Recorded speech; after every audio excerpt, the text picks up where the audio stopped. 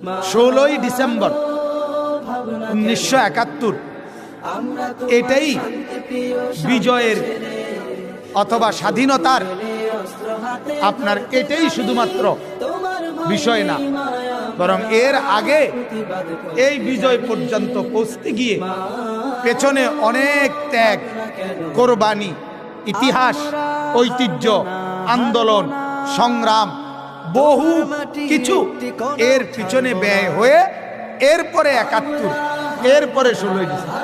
শুধু 71-এ যাদের অবদান শুধু তাদেরকেই স্মরণ করলে হবে না।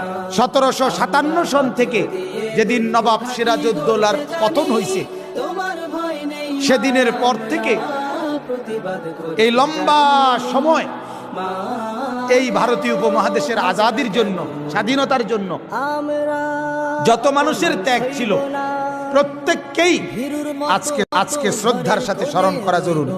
এই মাটির পিছনে প্রত্যেকের অবদান।